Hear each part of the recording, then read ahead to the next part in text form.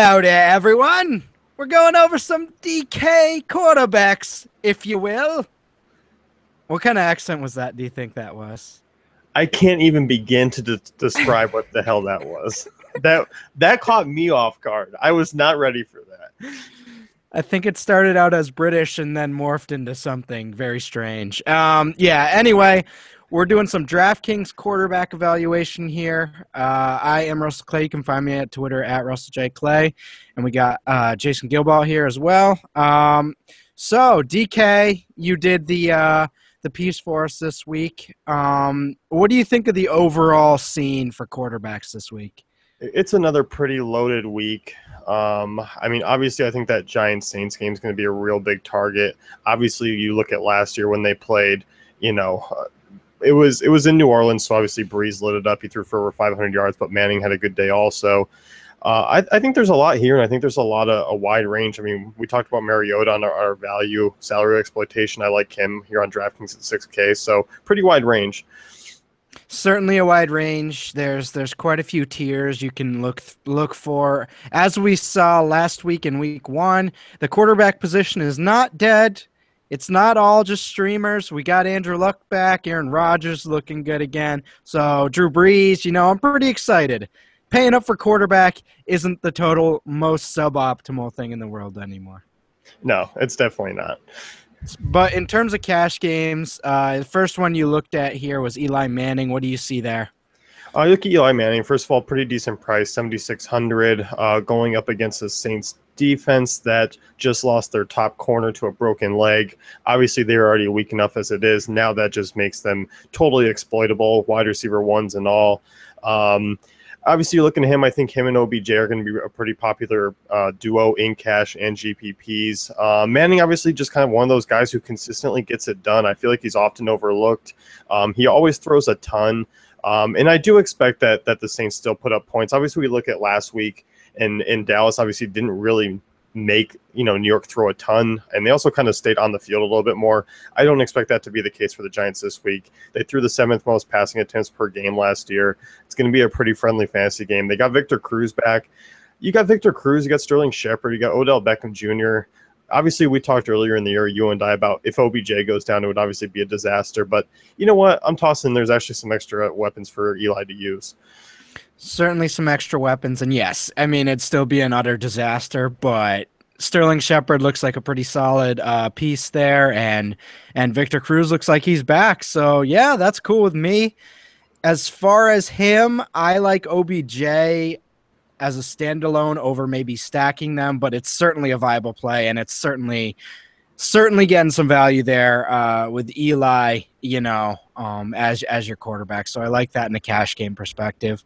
As well as I love Matthew Stafford's price this week. You have him here listed as your second cash game option. He's my top arm here. Yeah, I definitely can see that. And you know what? He feasted on one AFC South defense already. He's going to do the same thing again. You look at Tennessee, obviously, and they essentially didn't play a quarterback in week 1, so they'll finally play Stafford here.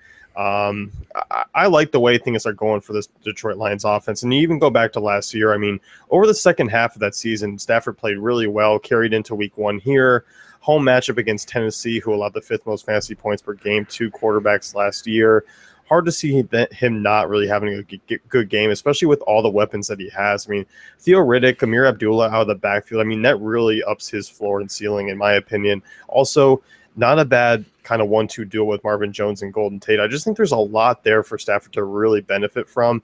I like Stafford in GPPs. I like him in cash games. 300 less than Eli Manning. They rank pretty evenly for me. But I mean, obviously, I don't think there's going to be much distinction between both of them come kind of the end of week 2. The best part about Stafford right now is easily his price. And you kind of look at Marvin Jones, he's a nice piece. Golden Tate, obviously tremendous after the catch. He just has so many guys that can do things for him after he gets the ball in their hands now with Theo Riddick, Amir Abdullah in the running game, and in that short screen game. He's got Ebron in the middle. So against this Titans team, I figure they kind of pick him apart at some point. Love him as a cash option. Think he has high upside as well. So, yeah, love this price here. And obviously, I'm cool with him in GPPs as well. I'm sure you're cool with Eli in GPPs as well. Blake Bortles as a GPP option, I love him. I love some of his stacking options. I am a little worried about Jason Verrett and Allen Robinson, but I think overall this might be a good game to sort of target in a tournament sense. So I like Blake. I mean, 6,700. 600 cheaper than Stafford, 900 cheaper than Manning. I think he's going to get really overlooked, and I do think that the matchup isn't the best. It's not the worst, but it's kind of just sitting in that middle range for me. But you know what? He played a Green Bay defense last week, threw 39 times, 320 yards, 1 touchdown. Obviously, I kind of always expect him to get that 300-yard bonus on DK just because I do expect him to throw a ton. I mean, really, 300 yards, 2 touchdowns really isn't out of the question for him. I mean, obviously, you would like a little bit more, add an extra touchdown in there. But at 6,700, he gives you some cheap stacking options, with Hearns. If Yeldon's healthy again, if Yeldon's come back and Chris Ivory isn't healthy again, I don't mind that kind of pairing out of the backfield. I mean, there's kind of a lot of different ways you can go in this Jacksonville team. I feel like their total's a little bit deceiving. I think it could actually be a little bit higher. So I kind of like them as just an overall under the radar play, fairly cheap because I don't really see myself using a ton of Robinson.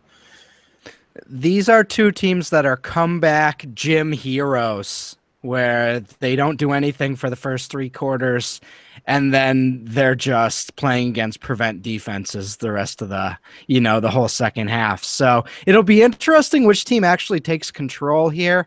I think it's the Jaguars. I really do. So I kind of like them, but at the same time, I could see this game just being really high scoring. If the Jaguars don't sort of get to Rivers, I could see this being high scoring, good for both sides. So yeah, I like that game in general.